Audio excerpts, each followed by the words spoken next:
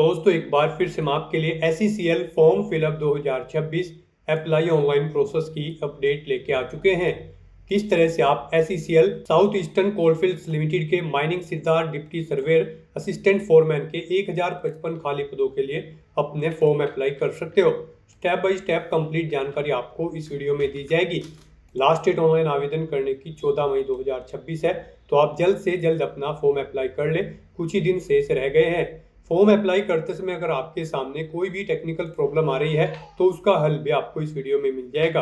आवेदन करते समय आपको कुछ महत्वपूर्ण बातों को ध्यान में रखना होगा, तभी आपका फॉर्म भी सक्सेसफुली सबमिट हो पाएगा। अप्लाई करते समय आपको कोई भी ऐसी गलती या फिर मिस्टेक नहीं करनी होगी जिसको करने से आपका फॉर्म भी रिजेक्ट हो सकता है।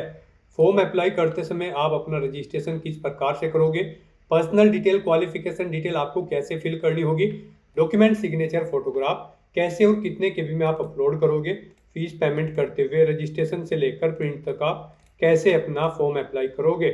पूरी जानकारी के लिए आपको ये वीडियो शुरू से लेके एंड तक बिना स्किप किए हुए देखनी होगी। इस वीडियो को पूरा देखने पर ही आपके सभी सवाल और डाउट क्लियर होंगे। तो चलिए दोस्तों, बिना कोई वक्त गंवाए शुरू करते हैं SECL फॉर्म फिलअप की पूरी जानकारी। फॉर्म भरने से पहले आपको सबसे पहले हमारी वेबसाइट IND सरकारी नौकरी के इस पेज पर विजिट करना होगा, जिसका लिंक आपको नीचे description plus first comment box में मिल जाएगा। और हमारे इस पेज पर विजिट करके आप यहां से SECL का फॉर्म अप्लाई कर सकते हो। साउथ ईस्टर्न कोलफील्ड्स लिमिटेड की ओर से mining sirdar T&S grade C, deputy survey T&S grade C mining और assistant foreman electrical grade C की पोस्ट निकाली गई है। 1055 वैकेंसीज है। माइनिंग सिरदार के लिए 577 वैकेंसीज है, डिप्टी सर्वेयर के लिए 43, असिस्टेंट फोरमैन के लिए भी 435 वैकेंसीज निकली हुई है। लास्ट डेट ऑनलाइन आवेदन करने की 14 मई 2026 है। 47,330.25 यहाँ पर सैलरी आपको प्रति माह के लिए दी जाएगी। 10वीं पास प्लस डिप्लोमा धारक अप्लाई कर सकते हैं। 18 से 30 वर्ष आयु सीमा है। जनरल OBC WS के लिए 1180 रुपये फीस है। SC ST PH दिव्यांग को फीस जमा नहीं करनी होगी, ऑनलाइन मोड से आप फीस पेमेंट करोगे। कंप्यूटर बेस्ड टेस्ट CBT के आधार पर सिलेक्शन होगा, ऑनलाइन अप्लाई कर सकते हो, ऑल इंडिया से अप्लाई कर सकते हो। SECL-CIL.in की ऑफिशियल वेबसाइट है, जिससे आप फॉर्म अप्लाई कर सकते हो। इंपोर्टेंट लिंक सेक्शन के अंतर्गत ऑफिशियल नोटिफिकेशन PDF लिंक पर क्लिक करके आप इसकी PDF डाउनलोड कर सकते हो। इसमें आपको यहाँ पर सैलरी की जानकारी, कैटेगरी वाइज वैकेंसीज की जानकारी दे दी गई है। साथ ही साथ यहाँ पर एलिजिबिलिटी क्राइटेरिया की डिटेल आपको पोस्ट वाइज दी गई है कि आपकी क्वालिफिकेशन रहेगी, एज लिमिट, एज रिलैक्सेशन की भी आपको जानकारी यहाँ पर देखने को मिल जाएगी। इसी तरह से यहाँ पर आपको पैटर्न भी दिया गया है, पैटर्न आप चेकआउट कर ले। आउट अप्लाई का भी कंप्लीट प्रोसीजर आपको यहाँ पर देखने को मिल जाएगा। इसमें आपको सभी गाइडलाइंस इंग्लिश और हिंदी दोनों लैंग्वेज में दे दी गई है। तो फॉर्म अप्लाई करने से पहले आपको ऑफिशियल नोटिफिकेशन की PDF इंग्लिश या फिर हिंदी में पूरा पढ़ना अनिवार्य है। इसको पूरा पढ़ने से ही आपके सभी सवाल और डाउट क्लियर होंगे। PDF रीड आउट करने के बाद में आपको अप्लाई ऑनलाइन के इस लिंक पर क्लिक करना होगा, तो आपके सामने ऑनलाइन आवेदन करने का ये ऑफिशियल पोर्टल ओपन हो जाएगा। गाइस, यहाँ पर अगर आपने पहले से रजिस्ट्रेशन कर रखा है तो आपको यहाँ पर लॉगिन का ये लिंक दिया गया है, आप इस पर क्लिक करें। आपके सामने लॉगिन का इंटरफेस ओपन होगा। अब यहाँ पर आपको अपनी यूजर ID एंटर करनी है, अपना पासवर्ड आपको एंटर करना है, ये कैप्चा कोड आपको यहाँ पर एंटर करना है और उसके बाद लॉगिन के स्टेप पर क्लिक करते हुए आपको लॉगिन करके अपना फॉर्म अप्लाई कर लेना है। और अगर आप इस भर्ती के लिए फर्स्ट टाइम अप्लाई करने जा रहे हो तो सबसे पहले यहाँ पर आपको अपना रजिस्ट्रेशन करना होगा और उसके लिए आपको यहाँ पर रजिस्टर का लिंक दिया गया है। जैसे ही आप इस लिंक पर क्लिक करेंगे आपके सामने यहाँ पर रजिस्ट्रेशन का फॉर्म ओपन हो जाएगा। इसमें आपको अपनी बेसिक इन्फॉर्मेशन प्रोवाइड करते हुए अपना रजिस्ट्रेशन करना है। सबसे पहले यहाँ पर आपको पोस्ट सिलेक्ट करनी है, आप जिस पोस्ट के लिए अप्लाई करना चाहते हैं। फिर यहाँ पर आपको अपना फुल नेम एंटर करना है, उसके बाद आपको अपना मोबाइल नंबर एंटर करना है, उसे कंफर्म कर लेना है। कोई अल्टरनेट मोबाइल नंबर है तो वो आप एंटर कर दें, नहीं तो इस कॉलम को खाली छोड़ दें। फिर यहाँ पर आप अपना ईमेल एड्रेस एंटर करें और उसके बाद गाइस आप जनरेट OTP के इस ऑप्शन पर क्लिक करें। फिर आपके सामने ये कैप्चा ऑथेंटिकेशन मोड ओपन होगा। आपको ये कैप्चा कोड यहाँ पर एंटर करना है और उसके बाद सबमिट के इस ऑप्शन पर क्लिक करना है। फिर आपके रजिस्टर्ड मोबाइल नंबर और ईमेल ID पर एक OTP आया होगा, वो OTP आपको यहाँ पर एंटर करना है और उसके बाद आपको वैलिडेट OTP के ऑप्शन पर क्लिक करते हुए अपना मोबाइल नंबर और ईमेल ID यहाँ पर वैलिडेट कर लेने हैं। उसके बाद आपको डिक्लेरेशन सेक्शन में आई एग्री के चेकबॉक्स को ओके करना है। फिर आपको ये कैप्चा कोड यहाँ पर एंटर करना है और उसके बाद रीवेरीफाई के इस ऑप्शन पर क्लिक करना है। फिर आपने पीछे अब तक जो डिटेल प्रोवाइड कराई है उसका प्रीव्यू आपको शो कर दिया गया है। इनके सामने इन सभी चेकबॉक्सेस को आपको ओके करना है और उसके बाद गाइस सबमिट के इस ऑप्शन पर क्लिक करना है। इस तरह से यहाँ पर आपका रजिस्ट्रेशन सक्सेसफुली कंप्लीट हो जाएगा। आपके रजिस्टर्ड मोबाइल नंबर और ईमेल आईडी पर एक यूजर आईडी और पासवर्ड सबमिट कर दिए गए होंगे। आपको उन्हें केयरफुली नोट डाउन करके रख लेना है फ्यूचर यूज के लिए। और यहाँ पर गाइज अब आपको अपना फॉर्म अप्लाई करने के लिए गो टू एप्लीकेशन के इस ऑप्शन पर क्लिक करना है। नेक्स्ट आपके सामने कुछ इस तरह से इंटरफेस ओपन होगा। अब यहाँ पर आपका फॉर्म स्टार्ट हो चुका है। कुछ डिटेल यहाँ पर आपको आपकी ऑटोमेटिकली फिल मिल जाएगी जो आपने रजिस्ट्रेशन टाइम पे प्रोवाइड कराई थी। तो यहाँ पर अब आपको अपना फॉर्म अप्लाई करना है। सबसे पहले गाइड आपको यहाँ पर अपना जेंडर सेलेक्ट करना है, फिर आपको अपनी डेट ऑफ बर्थ सेलेक्ट करनी है, अपनी नेशनलिटी आपको सेलेक्ट कर लेनी है इंडिया, फिर यहाँ पर आपको अपनी कैटेगरी सेलेक्ट कर लेनी है। उसके बाद आपको इस चेकबॉक्स को ओके करना है। उसके बाद आपसे पूछा गया कि क्या आपके ऊपर कोई क्रिमिनल केस है, अगर है तो आप यस करेंगे और उसकी डिटेल देंगे जैसे कि case number, name of court या स्टेटस ऑफ केस। नहीं है तो आप नो ऑप्शन सेलेक्ट कर लेंगे। फिर यहाँ पर आपको अपनी पर्सनल डिटेल देनी है। आप इस पेज को नीचे स्क्रॉल डाउन करें और यहाँ पर आपको अपने फादर का नाम एंटर करना है, अपनी मदर का नाम एंटर करना है, अपना मैरिटल स्टेटस आपको सेलेक्ट कर लेना है, आप मैरिड हो या फिर अनमैरिड। उसके बाद आपको अपना रिलीजन यहाँ पर सेलेक्ट करना है। फिर यहाँ पर आपको अपनी टेस्ट सिटी की प्रेफरेंस देनी है। यहाँ पर आपको 3 चॉइसेस दी गई है। आप अपनी चॉइस के अकॉर्डिंग 3 एग्जामिनेशन सिटी सेलेक्ट करें। आप जिसे फर्स्ट नंबर पर प्रेफरेंस देना चाहते हैं उसे फर्स्ट नंबर पर सेलेक्ट करें, जिसे सेकंड थर्ड देना चाहते हैं उसे सेकंड थर्ड पर आप सेलेक्ट कर लें। उसके बाद यहाँ पर आपसे पूछा गया कि क्या आप एक सर्विसमैन हैं, अगर हैं तो आप यस करें और उसकी डिटेल दें जैसे कि ज्वाइनिंग डेट और जॉब छोड़ चुके हैं तो उस डेट को यहाँ पर आप सेलेक्ट कर लें। इनके अकॉर्डिंग आपकी टोटल सर्विस पीरियड यहाँ पर कैलकुलेट करके आपको शो कर दिया जाएगा। और अगर आप एक सर्विसमैन नहीं हैं तो आप सिंपली नो ऑप्शन सेलेक्ट करेंगे। फिर आपसे पूछा गया कि क्या आप कोल इंडिया या इसकी सब्सिडायरी के यहाँ पर डिपार्टमेंटल कैंडिडेट हैं, एम्प्लॉय हैं, अगर हैं तो आप यस ऑप्शन सेलेक्ट करेंगे, अपना एम्प्लॉय नंबर देंगे, सब्सिडायरी कंपनी सेलेक्ट करेंगे जिसके अंतर्गत आप कार्यरत है, कब आपने ज्वाइन किया था वो डेट आप सेलेक्ट करेंगे और नहीं है तो आप सिंपली नो ऑप्शन सेलेक्ट कर लेंगे। फिर आपसे पूछा गया है कि क्या आप गवर्नमेंट या फिर पब्लिक सेक्टर की किसी कंपनी में कार्यरत हैं, अगर हैं तो आप यस करेंगे और फिर उसकी डिटेल देंगे जैसे कि अपनी एम्प्लॉय आईडी, एम्प्लॉय का टाइप, डिपार्टमेंट, यहाँ पर करंट डेजिग्नेशन अपनी देनी होगी। इस तरह से आपको अपनी डिटेल देनी है और अगर आप कार्यरत नहीं है कहीं पर भी तो आपको नो ऑप्शन सेलेक्ट कर लेना है। इस तरह से अपने डिटेल्स प्रोवाइड करने के बाद गाइज फिर आपको यहाँ पर सेव एंड नेक्स्ट के इस ऑप्शन पर क्लिक करना है।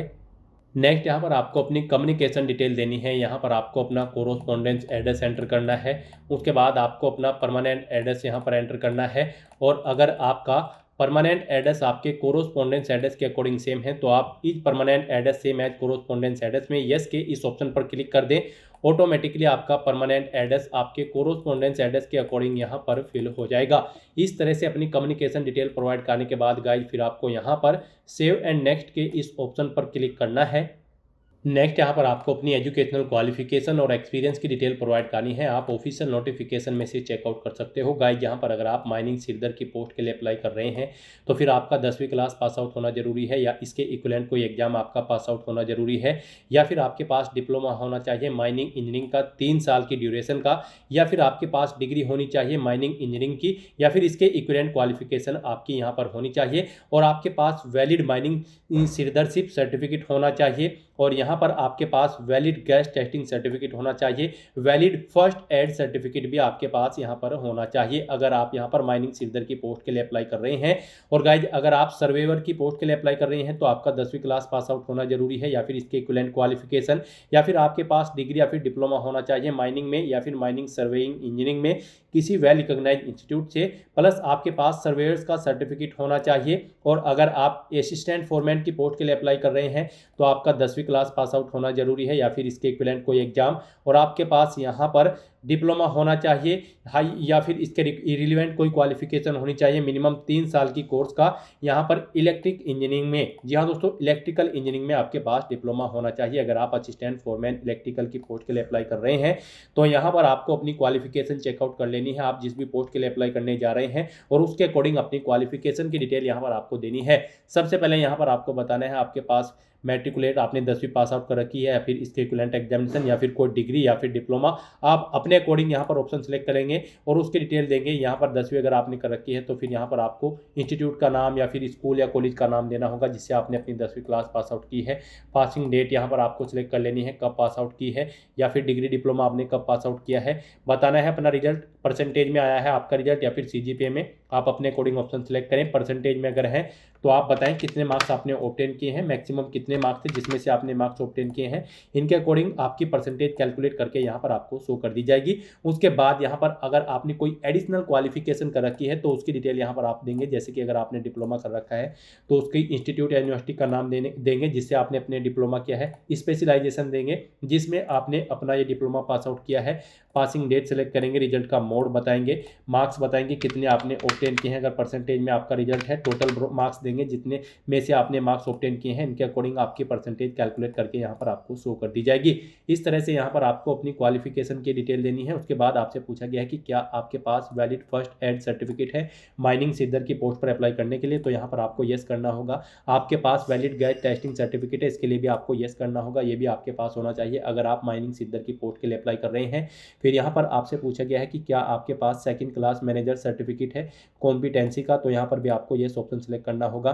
फिर यहाँ पर अगर आपको एक्सपीरियंस है तो आप अपने एक्सपीरियंस की डिटेल गाइड यहाँ पर प्रोवाइड करा सकते हैं। यहाँ पर आपको ऑर्गेनाइजेशन का नाम देना है, ऑर्गेनाइजेशन का टाइप सेलेक्ट करना है, पोस्ट का नाम देना है जिस पर आप कार्यरत थे, और फिर यहाँ पर आपको सिलेक्ट करना है कब आपने डेट स्टार्ट की थी अपनी सर्विस, कब एंड हुई है, अपना पी स्केल यहाँ पर आपको देना है, अपने एक्सपीरियंस की डिटेल यहाँ पर आपको देनी है, एम्प्लॉयमेंट का टाइप आपको सिलेक्ट कर लेना है, आप रेगुलर थे या फिर कॉन्ट्रैक्चुअल बेस पर थे। इस तरह से यहाँ पर आप अपने एक्सपीरियंस की डिटेल प्रोवाइड कर सकते हैं। और अगर आपको एक से ज़्यादा जगह वर्किंग एक्सपीरियंस है तो आप ऐड न्यू रो के इस ऑप्शन पर क्लिक करके सेम ऐसी ही एक और रो यहाँ पर ऐड हो जाएगी, उसमें भी आप अपने एक्सपीरियंस की डिटेल प्रोवाइड कर सकते हैं। और गाइज अगर आपको एक्सपीरियंस नहीं है कैसा भी तो आप इस फील्ड को खाली छोड़ दें। उसके बाद यहाँ पर गाइज अगर आप एक्सपीरियंस प्रोवाइड कराई हैं तो अपने एक्सपीरियंस की डिटेल यहाँ पर प्रोवाइड कर सकते हैं, अदरवाइज आप इसे खाली छोड़ दें अगर आपको एक्सपीरियंस की डिटेल नहीं है और आप अपनी डिटेल नहीं दे रहे हैं। उसके बाद आपको इस चेकबॉक्स को ओके करना है। इस तरह से अपनी क्वालिफिकेशन और एक्सपीरियंस की डिटेल प्रोवाइड करने के बाद गाइज फिर आपको यहाँ पर सेव एंड नेक्स्ट के इस ऑप्शन पर क्लिक करना है। नेक्स्ट यहाँ पर आपको अपने डॉक्यूमेंट अपलोड करने हैं। यहाँ पर आपको अपना recent passport size photo upload करना है, सिग्नेचर अपलोड करने हैं, इसेंशियल क्वालिफिकेशन सर्टिफिकेट यहाँ पर आपको अपना अपलोड करना है, और यहाँ पर आपको अपना कॉम्पिटेंसी सर्टिफिकेट अपलोड करना है। एडिशनल क्वालिफिकेशन कर रखी है तो उसका सर्टिफिकेट आपको अपलोड करना है, एडिशनल मार्कशीट आपको अपलोड करनी है अगर आपके पास है। नहीं है तो इनमें कोई डॉक्यूमेंट उसके सामने जिसके सामने रेड कलर का स्टार नहीं बना हुआ है वो डॉक्यूमेंट अगर आपके पास है तो आप अपलोड कर दें, नहीं है तो इनको आप खाली छोड़ दें। फिर आपको अपना कास्ट सर्टिफिकेट यहाँ पर अपलोड करना है अगर आप रिजर्व कैटेगरी से बिलोंग करते हैं। फर्स्ट एड सर्टिफिकेट आपको अपलोड करना होगा अगर आप माइनिंग सीडर की पोस्ट के लिए अप्लाई कर रहे हैं। गैस टेस्टिंग सर्टिफिकेट भी आपको अपलोड करना होगा अगर आप माइनिंग सीडर की पोस्ट के लिए अप्लाई कर रहे हैं। यहाँ पर गाइड आपको इन डॉक्यूमेंट्स को दी गई गाइडलाइन के अकॉर्डिंग ही अपलोड करना होगा। जैसे ही आप इनके सामने दिए गए ऑप्शन क्लिक है टू अपलोड के ऑप्शन पर क्लिक करेंगे, यहाँ पर आपको गाइडलाइन मिल जाएगी। जैसे कि आपका पासपोर्ट साइज फोटो 100 KB से 200 KB के बीच में होना चाहिए, जेपीजी या फिर जेपीईजी फॉर्मेट में होना चाहिए, डायमेंशन उसकी 3.5 सेंटीमीटर इंटू 4.5 सेंटीमीटर होनी चाहिए। तो यहाँ पर आपको अपना फोटो अपलोड करने के लिए drop file share slash browse to upload के इस ऑप्शन पर क्लिक करना है, फाइल को सिलेक्ट कर लेना है और अपना पासपोर्ट साइज फोटो यहाँ पर आपको रिसेंट अपलोड कर देना है। फिर आपको अपने सिग्नेचर अपलोड करने हैं, इसके सामने आप क्लिक है टू अपलोड के ऑप्शन पर क्लिक करेंगे। सिग्नेचर यहाँ पर आपके 80 KB से 150 KB के बीच में होने चाहिए, जेपीजी या फिर जेपीजी फॉर्मेट में होने चाहिए। आपको ड्रॉ फाइल शेयर के ऑप्शन पर क्लिक करना है, फाइल को सिलेक्ट कर लेना है और अपने सिग्नेचर भी यहाँ पर आपको अपलोड कर देने हैं। इस तरह से यहाँ पर आपको अपने डॉक्यूमेंट अपलोड करने हैं। फिर आपके जो इसेंशियल क्वालिफिकेशन सर्टिफिकेट है वो गाइड यहाँ पर आपको जेपीजी, जेपीईजी या फिर पीडीएफ फॉर्मेट में अपलोड करने हैं। 100 KB से 1 MB के बीच में उनका साइज होना चाहिए। तो यहाँ पर आप जिस भी डॉक्यूमेंट को अपलोड करेंगे उसके सामने क्लिक है टू अपलोड के ऑप्शन पर क्लिक करेंगे, फाइल को सिलेक्ट करेंगे और अपना डॉक्यूमेंट यहाँ पर आप 1 by 1 करके सभी अपलोड कर देंगे जो यहाँ पर रिक्वायर्ड डॉक्यूमेंट्स है। गाइड यहाँ पर आपके डॉक्यूमेंट का साइज कम या ज़्यादा है तो आपको गूगल पर जाना है, इमेज रिसाइजर टाइप करना है, मल्टीपल ऑनलाइन वेबसाइट ओपन होगी, वहाँ से आप कोई भी वेबसाइट ओपन करें, वहाँ पर आप जिस डॉक्यूमेंट की गाइडलाइन के अकॉर्डिंग आप यहाँ पर वो डॉक्यूमेंट से प्रिपेयर करना चाहते हैं उसे अपलोड करें, उसका साइज सेट करें और वहाँ से डाउनलोड करके यहाँ पर आप अपलोड कर दें। फिर यहाँ पर आपको आपकी कैटेगरी के अकॉर्डिंग एप्लीकेशन फीस का अमाउंट देखने को मिल जाएगा। फिर उसके बाद आपको डिक्लेरेशन सेक्शन में आना है, इन सभी चेकबॉक्सेस को आपको 1 by 1 करके ओके करना है। उसके बाद आपको ये कैप्चा कोड यहाँ पर एंटर करना है और फिर गाइड यहाँ पर आपको प्रीव्यू के इस ऑप्शन पर क्लिक करके अपने एप्लीकेशन फॉर्म का प्रीव्यू चेकआउट कर लेना है। कहीं पर कोई मिस्टेक होगी तो आप बैक बटन पर क्लिक करके एडिट कर लेंगे और अगर सभी चीज़ें ओके होंगी तो बस यहाँ पर आपको सबमिट के इस ऑप्शन पर क्लिक करना होगा। इस तरह से यहाँ पर आपका एप्लीकेशन फॉर्म सक्सेसफुली सबमिट हो जाएगा अगर आप रिजर्व कैटेगरी से बिलोंग करते हैं। और अगर आप अनरिजर्व कैटेगरी से बिलोंग करते हैं तो पहले आपको 1180 रुपये एप्लीकेशन फीस के रूप में यहाँ पर जमा कराने होंगे, जो कि आप debit card, credit card, net banking या फिर यूपीआई के माध्यम से जमा करा सकते हो। उसके बाद आपका भी फॉर्म सबमिट हो जाएगा। आपके सामने भी कुछ इसी तरह से इंटरफेस शो हो जाएगा, आपको भी मैसेज शो हो जाएगा कि आपका फॉर्म सक्सेसफुली सबमिट हो चुका है। यहाँ पर गाइज इस तरह से आपका फॉर्म सबमिट हो जाएगा। अब यहाँ पर आपको प्रिंट के इस ऑप्शन पर क्लिक करके अपने एप्लीकेशन फॉर्म का एक हार्ड कॉपी या फिर सॉफ्ट कॉपी प्रिंट आउट ले लेना है, फ्यूचर यूज के लिए, फ्यूचर रेफरेंस के लिए। तो दोस्तों ऐसे आप साउथ ईस्टर्न कोलफील्ड्स लिमिटेड की इस भर्ती के लिए अपने फॉर्म अप्लाई कर सकते हो बिना कोई मिस्टेक किए हुए। आज की इस वीडियो में बस इतना ही। आई होप ये वीडियो आपको पसंद आई होगी। अगर पसंद आई हो तो इसे लाइक और शेयर करें। चैनल पर नए हो तो इसे सब्सक्राइब कर लें। Thanks for watching.